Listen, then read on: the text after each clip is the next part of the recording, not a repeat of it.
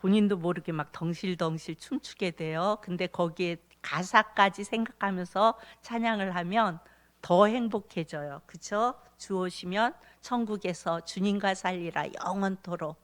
너무 행복한 찬양이죠. 예. 우리가 계속 계시록을 보고 있습니다. 일곱 나팔, 일곱인 끝나고 일곱 나팔을 보고 있어요. 그런데 일곱 나팔은 첫 번째 나팔에서 네 번째 나팔까지는 재앙의 대상이 자연계 그리고 천체 우주에 임하는 재앙이었어요. 그러나 이제 오늘 보는 이 다섯째 나팔부터 일곱째 나팔까지는 재앙의 대상이 인간 자체예요. 그러니까 인간에게 임하는 재앙입니다. 어쩌면 자연계나 천체나 우주에 임하는 자연보다 그런 재앙보다 인간에게 임한다 그러면 이제 그때부터는 약간의 두려움이 생기죠. 우리가 인간이니까. 그런데 이 재앙은 궁극적으로 그리스도인을 향한 재앙이 아니라는 거예요. 다만 이 말씀을 하는 것은 그리스도인들, 그러니까 하나님의 백성에 대해서는 경고를 하시는 거예요. 정신 차려라, 깨어 있어라, 경고하는 거지 이 재앙이 그리스도인에게 임하는 재앙은 아니라는 것입니다. 이 재앙은 그리스도를 알지 못하는 자들이 겪게 될 아픔이에요. 이 다섯째, 여섯째, 일곱째 재앙이. 그래서 오늘 1절에 보면요 이렇게 말해요. 다섯째 천사가 나팔을 불어요. 그래서 내가 보니, 그러니까 요한이 다섯째 천사가 나팔을 부는데 보니까 하늘에서 땅에 뚝 떨어진 별 하나가 보였다고 말을 해요. 이 내용에서 많은 이단들이 나오고 이 해석의 오류가 굉장히 많이 나오는 것을 볼 수가 있어요. 여러분, 떨어지다라는 동사를 성경에서는 부정적인 동사로 많이 사용을 해요. 대부분은 이 떨어진 별을 뭘 상징해요? 별이 떨어지다 그러면 사탄. 그런데 또 이렇게 생각하시는 분들도 있어요. 근데 실제로 그럴 수도 있는데 지금 이 내용은 그 내용이 아니에요. 굉장히 훌륭하게 인생을 살고 간 분이 있어요. 뭐라 그래요? 별이 졌다 그러죠. 별이 떨어졌다 그러죠. 그런데 여기에 이 표현은 그런 표현이 아니고요. 사탄이라고 많은 사람들이 해석을 해요. 별이 떨어졌다. 그래 사탄이라고 해석을 해서 굉장히 많은 오류적인 해석들이 많이 나오는데요. 정말 별이 떨어졌는데 이게 사탄일까요? 우리가 이것을 보면은, 그러니까 하나님 말씀은 이 요한계시록은요 문학적인 표현이 많아서 이 앞뒤 상황을 잘 봐야 이거는 이런 의미구나, 이건 이런 의미구나, 이게 이해가 잘 돼요. 근데 그 한 구절만 딱 가지고 이것을 해석을 하면 잘못된 해석을 할 수가 있어요. 그런데 누가 이렇게 해석해요? 이단들이 그 말씀 부분만 가지고 해석을 하잖아요. 그러다 보니까 나중에 보면 손 엉터리 말도 안 되는 해석을 이렇게 이끌어내는 것을 볼 수가 있습니다. 우리가 계시록 20장 1절을 한번 봅니다. 계시록 20장 1절. 지금 하늘에 땅에 떨어진 별 하나가 있는데 그가 무저갱의 열쇠를 받았대요. 그 별이. 그렇다면 우리 봅니다. 20장 1절 시작.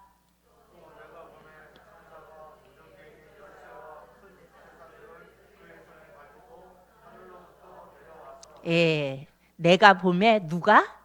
천사가 무저갱의 열쇠와 큰 쇠사슬을 그의 손에 가지고 하늘로부터 어떻게 했대요? 내려왔대요.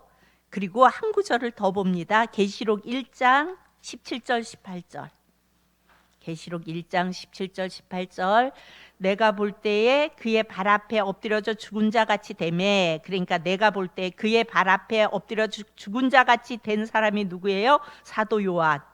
그가 오른손을 내게 얹고 이르시되, 내가 그렇게 죽은 자 같이 되어 있는데 내 오른손을 내게 얹고, 그가 오른손을 내게 얹고 뭐라고 말하냐면 두려워하지 말라, 나는 처음이요 마지막이니. 처음이요 마지막인 사람이 누구예요? 예수님. 우리 다 같이 18절 시작. 곧 살아있는 자라 내가 전에 죽었었노라. 볼지어다 이제 세세토록 살아있어 사망과 음부의 열쇠를 가졌노니. 사망과 음부의 열쇠를 누가 가졌어요? 예수님이 가졌어요.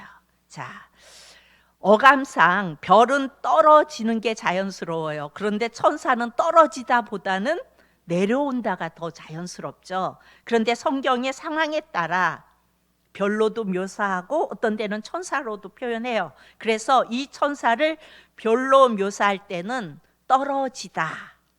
그게 더 자연스러우니까 어감상 그렇게 표현을 한 거지. 이 앞뒤의 내용을 보면 무저경의 열쇠를 받은 사람이 누구예요? 예수님이 누구에게 줬어요?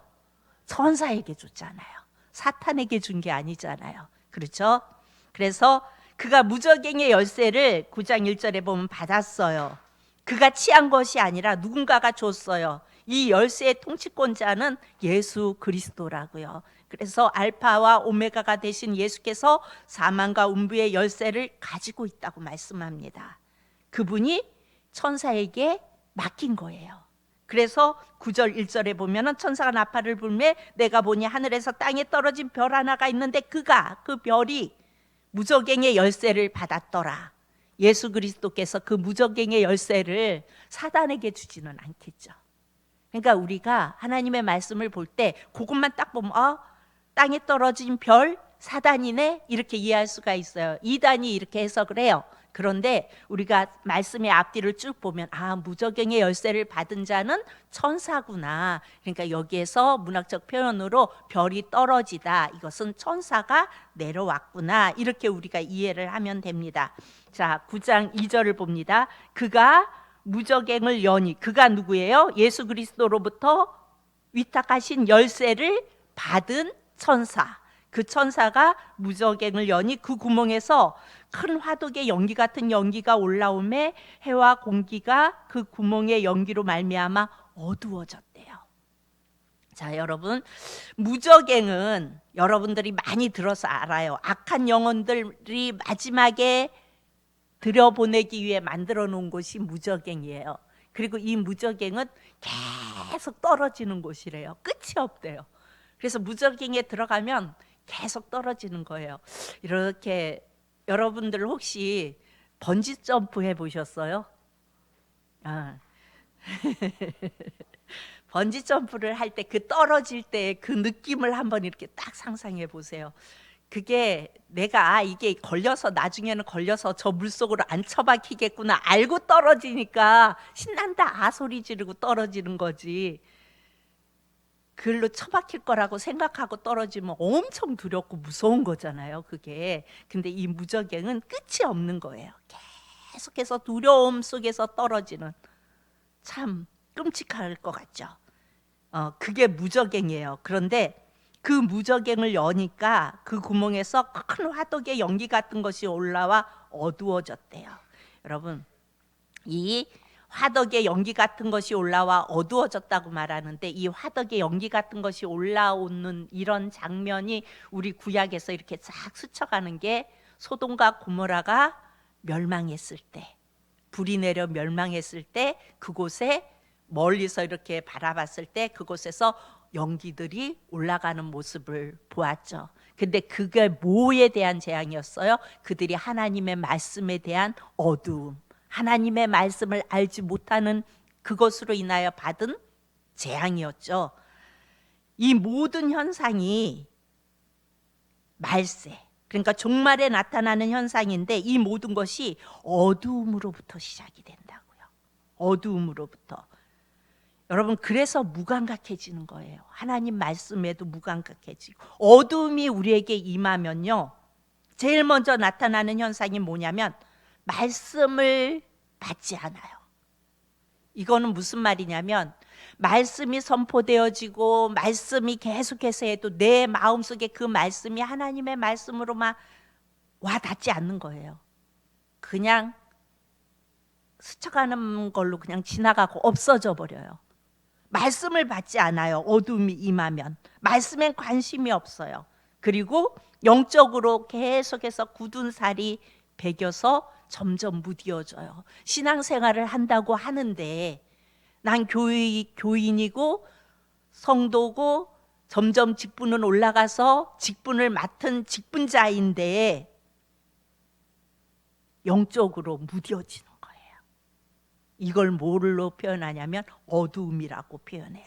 많은 교회들이 온갖 예배의 패턴을 자꾸 바꿔가요. 상황에 따라서. 어떻게 하면 많은 사람들이 더 모이게 할 수 있을까? 어떻게 하면 많은 사람들이 와서 하나님 앞에 막 예배를 더 기쁨으로 드리게 할 수 있을까? 그래서 막 예배 패턴들이 계속 새로운 것을 만들어서 예배 드리고, 그런데 여러분 시일이 지나면 어때요? 다 바람처럼 다 사라져요. 다 없어져요. 뭔가 막 그거 굉장히 괜찮았었는데, 그렇지만 시일이 지나고 나면은 별로 남는 게 없잖아요. 그런데 여러분 영원한 세 가지가 있어요. 변함이 없는 세 가지가 있어요. 이게 뭐냐면요, 첫 번째로 예수 그리스도가 영원하고, 여러분 이건 진리죠. 예수 그리스도가 영원하고요, 그 다음에 예수 그리스도께서 하시는 일이 영원해요. 이건 흔들림이 없어요. 이건 변함이 없어요. 예수 그리스도가 영원하고 예수 그리스도가 하시는 일이 영원해요. 그리고 말씀이 영원합니다. 하나님의 말씀이 영원합니다. 그런데 그 말씀을 가리우는 적극적인 현상이 뭐냐면 어두워지는 거예요. 여러 가지 이런 것들로 내 심령이 어두워지는 거예요. 여러분, 길을 잘 알면 고생스러워도 그 길 갈 수 있어요, 없어요? 길을 알면. 그 길을 목적지까지 가려면 좀 고단하고 고생스러워도 내가 길을 알면, 그리고 그 길이 가야 할 길이라면 갈 수 있어요, 없어요? 있어요. 그런데 눈이 어두워져서 길을 모르면 갈 수가 없어요. 그래서 하나님의 말씀을 알고 길을 가는 자와, 여러분 우리가 하나님의 말씀을 알고 인생길을 가요. 그렇죠? 그런데 하나님의 말씀을 알고 인생길을 가지만 그 인생길을 가면서 순탄하게 편안하게만 가나요? 안 그렇잖아요.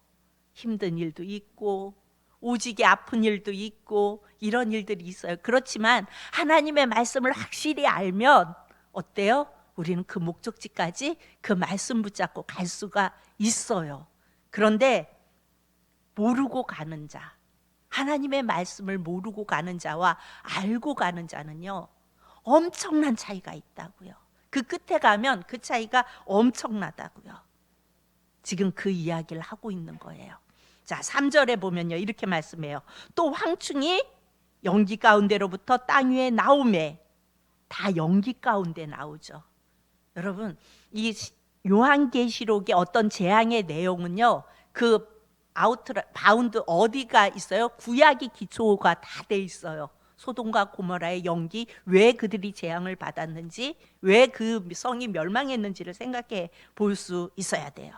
연기 가운데로부터 땅에 나오매 그들이 땅에 있는 정갈의 권세와 같은 권세를 받았더라. 여러분, 황충이 뭐예요? 황충은 메뚜기과인데 엄청 큰 메뚜기, 엄청 큰 메뚜기예요. 그런데 이것도 어디에서 나왔어요? 출애굽 10재앙 중에 메뚜기 재앙이 있었죠. 계시록의 재앙은 제가 아까도 말했지만 다 구약의 완고한 바로의 이 백그라운드를 가지고 있다고요. 이 메뚜기의 상징은 뭐예요? 파멸이고 황폐함이에요. 메뚜기가 한번 뜨면 세상이 어두워져요.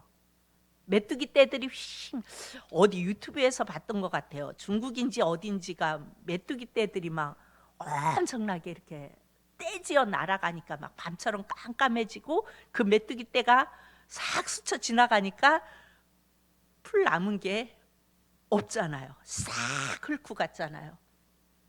결국은 이 메뚜기의 상징은 파멸이고 황폐함입니다. 황충이 들면요, 1년 농사가 순식간에 다 황폐화돼 버려요. 뭘 말하냐면요, 어둠의 결과가 변하지 않는 세 가지, 예수 그리스도, 예수님께서 하시는 일, 이루시는 일, 그리고 하나님의 말씀, 이거에 붙들려 있지 않는 자들은요, 어둠 속으로 걸어가는 자들이거든요. 그 어둠의 결과가 바로 이렇게 파멸로 간다는 것입니다. 하나님의 말씀으로 여러분, 우리가 매일매일 우리의 심령의 밭을 기경해도 우리의 심령이 연약하잖아요. 그래서 방치해두면, 매일매일 그렇게 해도 연약해서 넘어지는데, 그것을 우리가 방치해두면 어떻게 되겠어요? 순식간에 우리의 심령은 잡초화가 돼서 엉겅퀴가 자라고 가시가 나와서 공격하고 찔러대고. 여러분, 그리고 말씀은 듣는다고 들어요. 그런데 어때요? 자의적으로 해서 그래요. 하나님의 말씀을 들으면서 예수님의 뜻에 맞게 그것을 먼저 구하고 그 뜻에 맞춰서 해석하는 것이 아니라 내 뜻대로, 내 편한 대로. 그러다 보니까 철저히 내가 의인이 되는 거예요. 그리고 율법주의자가 되는 거예요. 믿음 생활을 하면서, 교회의 오랜 신앙생활을 하면서 이 하나님의 말씀에 붙들려 있지 않으면 우리의 심령이 말씀은 듣고 있는데 그것을 다 자의적으로 듣고 내가 의인이 돼서 다 이렇게 보면서, 아유, 무슨 권사야, 무슨 장로야, 무슨 집사가 저래. 나는 아닌 거예요. 그리고 율법주의가 뭐예요?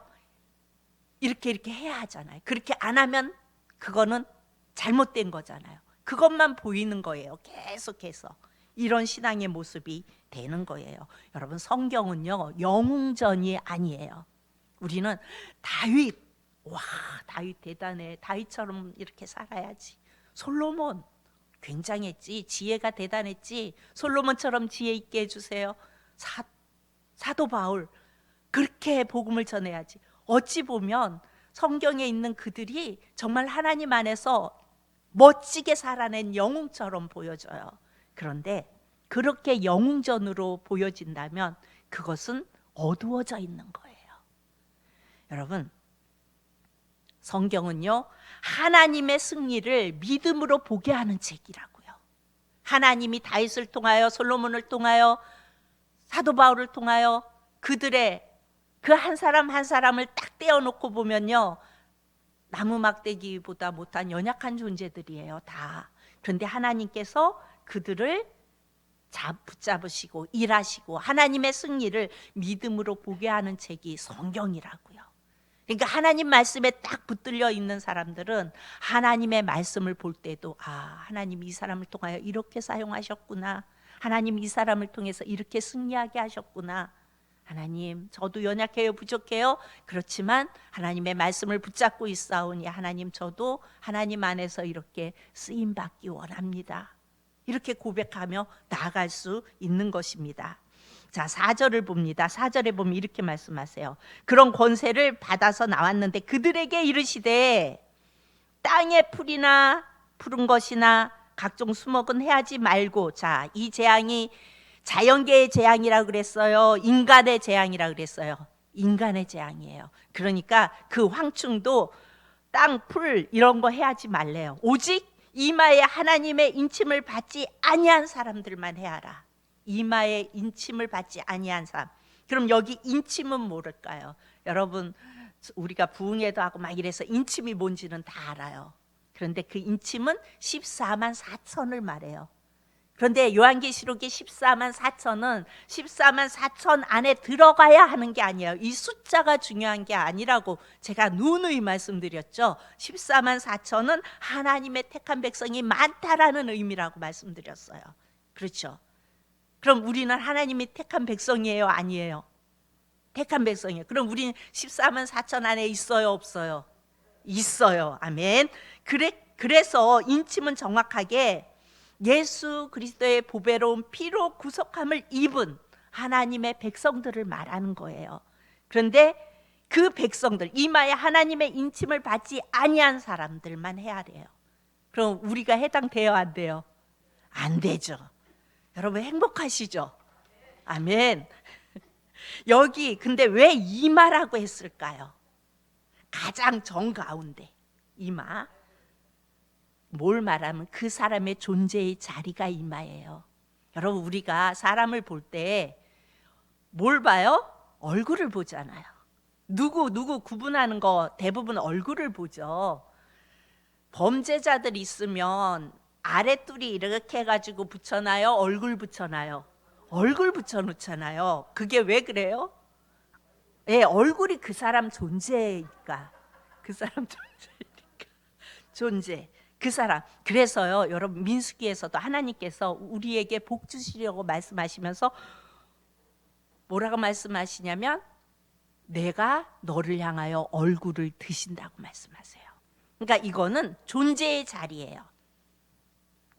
내 존재의 자리가 어디에 있느냐는 거예요. 이마에 인침을 맞았는지 아니면 안 맞았는지. 우리는 꼭 여기에 뭘 맞아야 된다 그래가지고 뭐 이거 박히네 어째네 막 이런 것 갖고도 막 그래갖고 그거 이렇게 들으면서 우리는 아이고 그러면 뭐 맞지 말아야 돼 뭐 이런 것까지 하면서 막 그랬죠.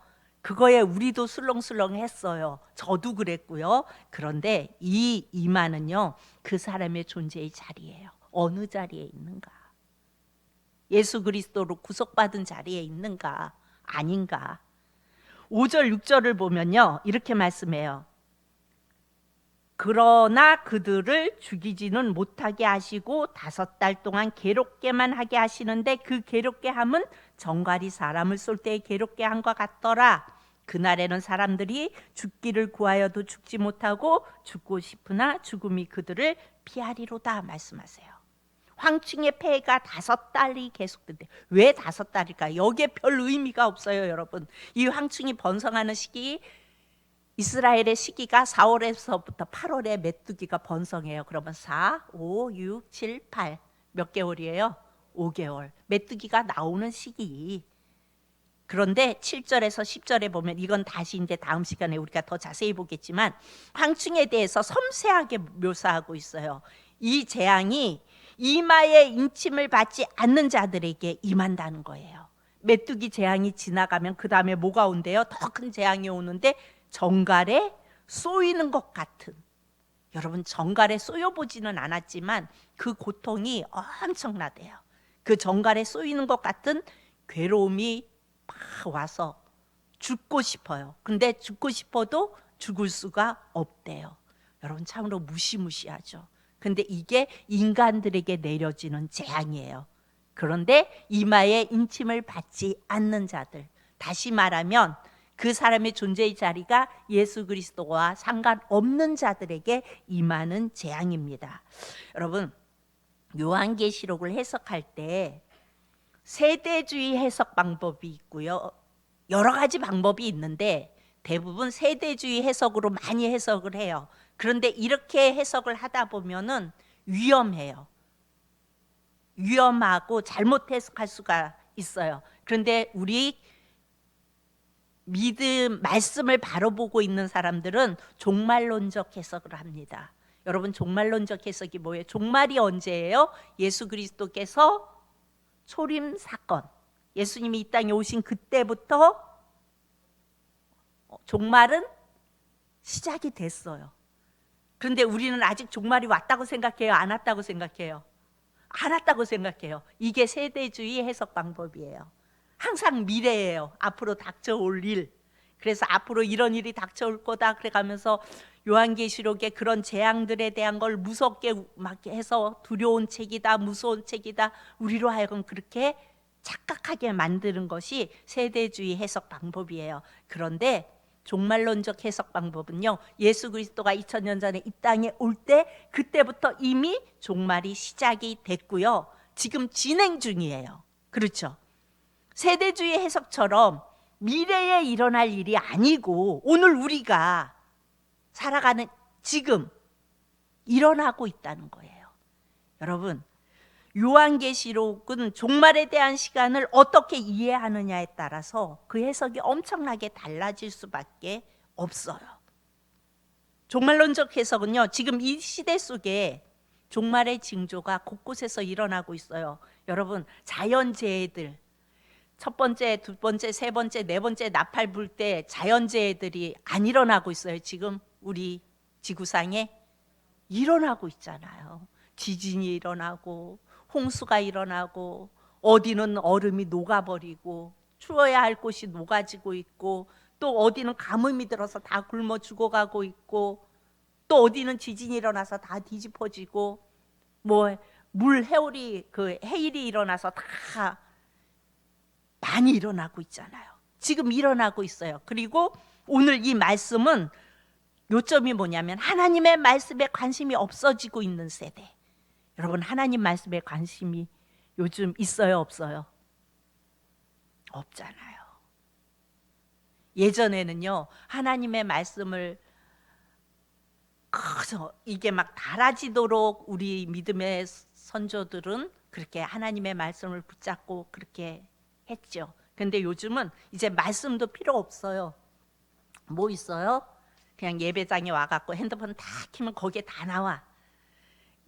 그 말씀이 별 의미가 없어요. 그리고 하나님의 말씀도 하나님의 그 말씀을 제대로 전하는 말씀, 그러니까 예수 그리스도를 전하는 말씀에는 별 관심이 없어요. 또 그 얘기. 그런데 뭔가 세상의 흐름에 맞춰서 우리의 길을 흡족하게 해줄 수 있는 버터 발린 영양가 있는 그런 이야기들은 들으면서 너무 좋았다 그러고 그렇게 돌아가는 모습들이 요즘에 현대의 믿음 생활하는 사람들의 모습입니다. 여러분 요즘 이단들이 진짜 설쳐돼요. 예전에는 그래도 이단들이 교회에다가 편지 보내면서 당당하게 그러진 않았거든요. 근데 지금은 당당하게 교회 담임 목사님한테 편지 보내요.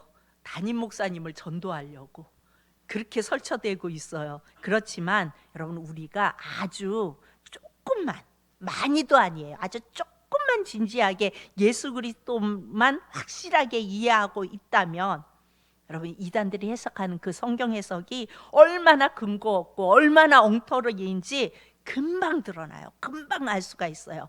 그런데 왜 이단들이 저렇게 설쳐되는데 그 이단들이 설쳐되는 그곳에 많은 사람들이 몰려가고 그럴까요? 하나님의 말씀에 대해 닫혀 있기 때문에 그래요. 하나님의 말씀에 대해서 어두워져 있기 때문에 그래요. 여러분 이 계시록의 재앙은요 종말론적 관점에서 오늘 현실 속에서 벌어지고 있는 일이라고요. 먼 미래에 일어날 일이 아니고 지금 벌어지고 있는 일이에요. 그래서 9장 4절에 보면 이렇게 말씀해요.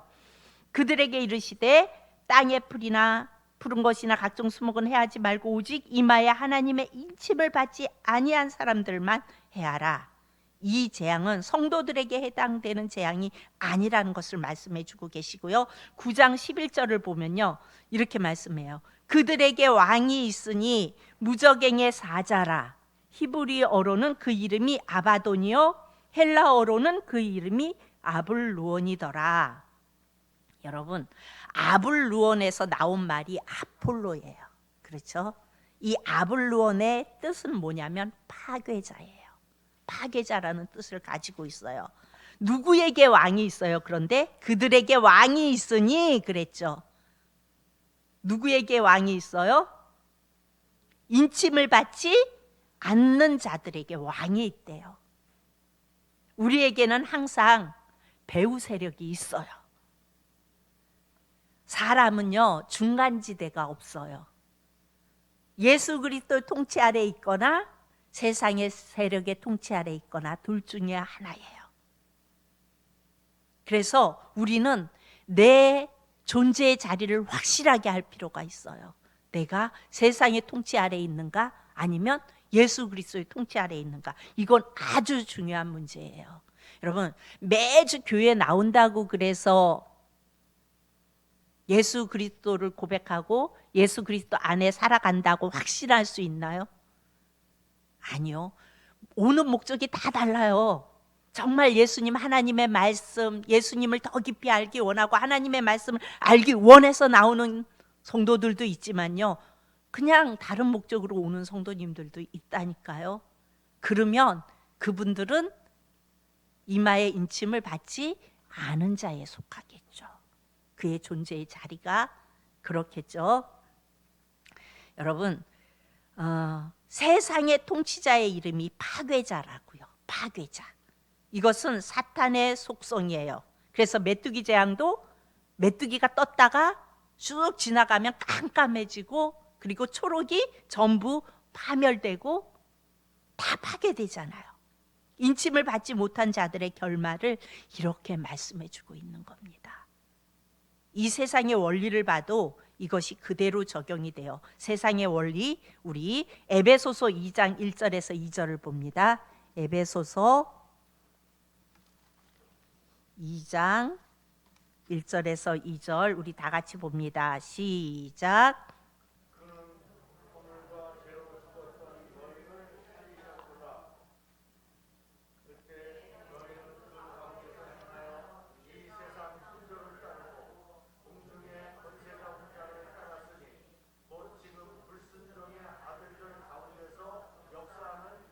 예, 그는 허물과 죄로 죽었던 너희를 살리셨도다. 너희가 누구예요? 이방인. 그렇죠. 이방인이었던 그들을 살렸어요. 그때에 어떤 때에 복음을 받아 이방인을 살리셨어요. 허물과 죄로 죽을 수밖에 없는 이방인을 살리셨는데 복음을 받아들이지 않았을 때에 그렇게 살렸는데 복음을 받아들이지 않았을 때 너희는 그 가운데서 행하여 이 세상 풍조를 따르고 공승의 공세 잡은 자를 따랐으니 곧 지금 불순종의 아들들 가운데서 역사하는 영이라 말씀합니다. 우리도 구속받기 전에는요 누구를 따랐어요? 공중의 권세 잡은 자를 따랐어요. 영적인 배후 세력이 있어요. 여러분 중립은 없어요. 예수 그리스도 통치 아래 있든지 아니면 세상의 권세 잡은 자를 따르든지 여러분 둘 중에 하나라고요. 왜 예수 그리스도께서 육체로 오신 사건이 중요할까요? 왜 예수님이 이 땅에 육체로 오신 사건이 인간으로 오신 사건이 중요할까요? 그분은요 완전한 하나님이셨어요. 그런데 또한 완전한 인간이셨어요. 완전한 인간이기 때문에 우리처럼 스스로 자신을 제한하셔서 줄이시고 똑같이 허기도 있으시고 슬픔도 있으시고 그렇죠. 그렇지만 연약한 가운데서 우리 주님은 죄와 맞서서 이기셨다고요. 그분은 우리를 다 경험하셨기 때문에 인간이 얼마나 연약한 존재라는 것을 아시기 때문에 우리의 연약함도 아세요. 그렇죠? 그러나 죄는 없으시기에 죄 없는 어린 양이신 예수 그리스도가 십자가에서 대속제물이 되어 주신 것입니다. 그분이 인간으로 오시지 않았다면 우리 예수님께서 이 땅에 인간으로 오시지 않았다면 구속의 사건은 일어날 수가 없는 거였어요. 우리는 이유를 불문하고 예수님이 이 땅에 우리를 위하여 구속의 제물이 되어 주셨기 때문에 우리는 행복자예요. 그래서 우리는 이 재앙과는 상관이 없어요.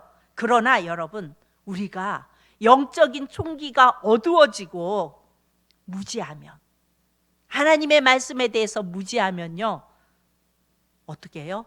이단이 조금만 와서 건드리면, 예수님을 깊이 알지 못하면 어떻게 돼요? 넘어가요. 넘어갈 수밖에 없어요. 그래서 우리는 무감각해지지 않도록 예수님에 대해서, 예수님이 하시는 그 역사, 하나님이 이루시는 일에 대해서, 그리고 하나님의 말씀에 대해서 무감각해지지 않도록 우리는 늘 우리 스스로가 우리를 점검해야 합니다. 우리의 영적인 상태를 점검해야 합니다. 여러분, 예배가 무감각해지고 그냥 예배 드니까 그냥 주인이 어쩔 수 없이 가야지 뭐. 그리고 그 예배가 내게 아무 주는 게 없다면 기쁨도 없고 그냥 왔다가 점심 오늘은 그래도 맛있는 거 많이 했네. 점심 먹고 누구 만나서 얘기하고 주중에 어디 만나서 뭐 하자 이런 이야기하고, 다시 말하면 교회 나오는 것이 교재로만 있지 하나님의 말씀이 내 안에서 역사하지 않고 그 하나님이 하시는 일, 그 하나님의 말씀에 대한 느낌이 없다면 여러분, 이것 자체가, 둔감해지는 이런 현상 자체가 재앙의 증거예요. 재앙이 이마에 인 맞지 않은 자들에게 뭐 정갈 이런 게 재앙, 물론 그것도 재앙일 수 있지만 우리가 믿음의 사람이라고 살아가면서 하나님의 말씀에 둔감해지고 예배에 무감각해진다면 이것이 우리에겐 재앙의 증거라고요. 이 마지막 때의 재앙이 내게 임하고 있구나, 정신 차리자 해야 되는 거라고요. 말씀과 예배에 대한 허기가 사라지면 말씀에 대한 허기가 사라지고 예배에 대한 허기가 사라지면요, 어둠이 임해요. 여러분, 어둠이 임하면요, 우리는 느낄 수가 없어요. 그래서 그냥 둘 중에 하나라고 말씀드렸죠. 배후 세력이 예수 그리스도 통치 아래, 아니면 세상 권세 잡은 자의 통치 아래, 그것에 끌려가면서도 몰라요, 내가 이것에 끌려가고 있다는 것을. 여러분, 계시록에서 일관되게 일어나는 재앙은요, 먼 훗날 이야기가 아니라니까요. 이 이야기가 세대주의 해석 방법으로 하면 이게 앞으로 일어날 일이에요. 아직 안 일어났어요. 그런데 우리는 종말을 살아가고 있는 자들이고, 종말론적 해석으로 이 말씀을 보면요, 이건 먼 훗날이 아니라 지금 오늘 우리 현실 속에서, 내 삶 속에서 일어나는 일들이라고요. 그래서 내 영혼을 점검해야 돼요. 내 심령의 밭을 점검해야 돼요. 끊임없이 우리 현실 속에서 일어나고 있는 재앙의 그림자를 대비하기 위해서 주신 이 요한계시록은 사랑의 편지라고 말씀드렸죠. 그래서 끊임없이 일어나는 이런 일들 속에서 정신 차려라, 주님이 끊임없이 말씀하셔요. 말씀을 통하여 일어나라, 깨어라, 나에 대해서 더 깊이 알아라. 그러기에 계시록은 뭘로 끝나요? 혼인잔치로 끝이 나잖아요. 여러분 생각해 보세요. 이 재앙을 막 내리면서 계속해서 우리에게 깨어 있어라, 이거 아니다, 이런 재앙 증거 보여주면서 이거 아니다, 너 혹시 이러고 있니? 그러면 넌 지금 재앙에 빠져 있는 거야, 재앙을 받고 있는 거야, 돌이켜 돌이켜 하시면서 우리가 그 말씀을 따라 돌이키고 예수님을 계속 붙잡고 예수님을 더 깊이 알아가면서 가면 그 끝이 뭐라고요? 예수님과의 혼인잔치라고요. 그래서 요한계시록이 예수님과의 혼인잔치로 끝이 나는 겁니다. 여러분, 왜 그렇게 하실까요? 우리 하나님이, 우리 예수님이 왜 그렇게 하실까요? 바로 이 계시록에 하나님의 사랑이 본심이기 때문에 그래요. 그 사랑이 진짜 사랑이기 때문에 그래요. 우리 인간들은 때로는 뭐 때문에 진짜 사랑하지 않아도 사랑하는 척하기도 하죠. 그런데 이 요한계시록에 나오는 이 사랑은 진짜 사랑이라고요. 하나님의 본심이라고요.